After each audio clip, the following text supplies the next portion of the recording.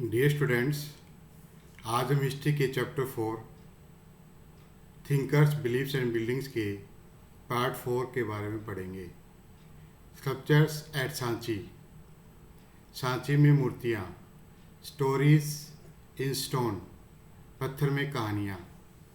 The sculptures at Sanchi are scroll of stories which depict scenes from जातका।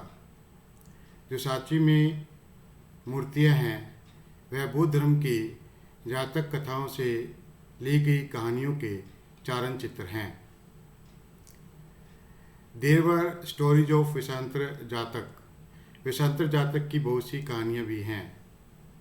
इन a story a prince gave up everything to the Brahmin and goes to live in forest with his wife and children. एक कहानी में एक राजकुमार अपना सब कुछ एक ब्राह्मण को देकर अपनी पत्नी और बच्चों के साथ जंगल में रहने के लिए चला जाता है। सिंबल्स ऑफ वर्शिप, उपासना के प्रतीक। The early sculptures does not have the image of Buddha.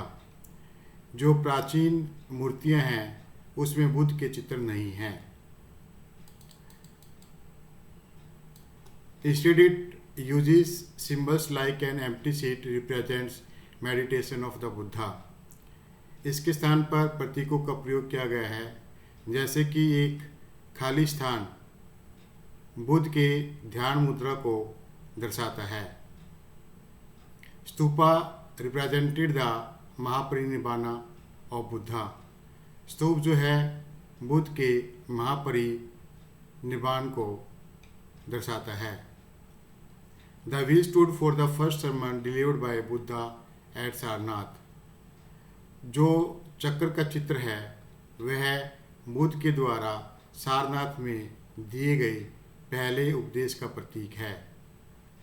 As it is clear, जैसे कि स्पष्ट है, such sculptures can not be understood literally, कि इन मूर्तियों को शाब्दिक रूप में नहीं समझा जा सकता।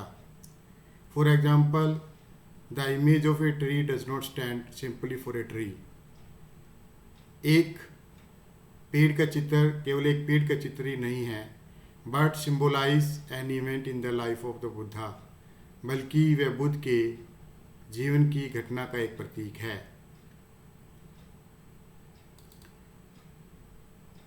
Hence, historians have to familiarize themselves with the traditions of those who produce these works of art to understand such symbols. इस प्रकार इतिहासकारों को इन प्रतीकों को समझने के लिए अपने आप को उन परंपराओं से जोड़ना होगा जिन्होंने इनको बनाया है। Some other sculptures at Sanchi were not directly inspired by Buddhist ideas.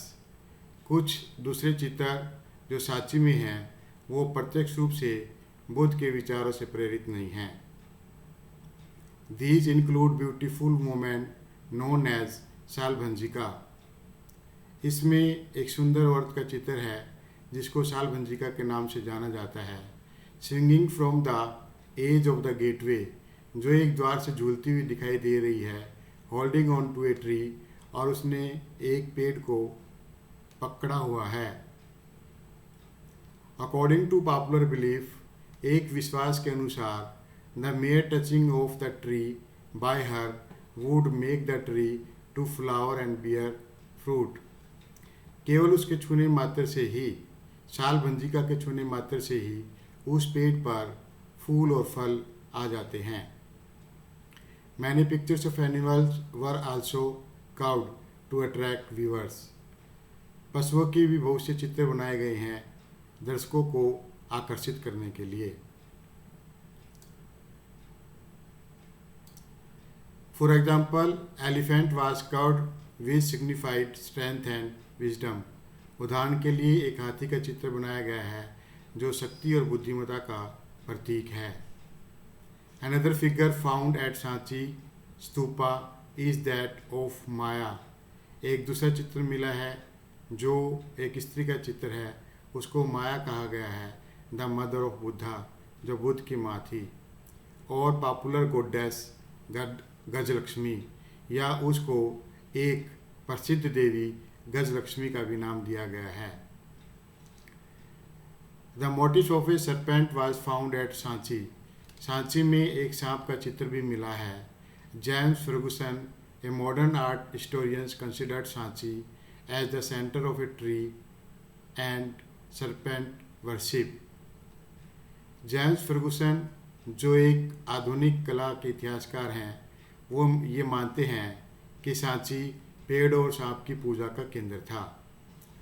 The development of Mahayana Buddhism. Mahayana Buddhism का विकास। By the first century C, पहली शताब्दी ईस्वी में, there were changes in Buddhist ideas and practice. Buddha के विचारों और व्यवहारों में बदलाव आने शुरू हो गए थे।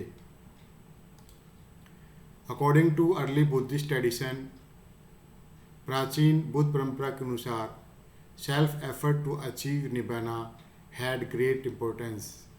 निर्वाण प्राप्त करने के लिए जो आत्म प्रयास थे, उनका अधिक महत्व था।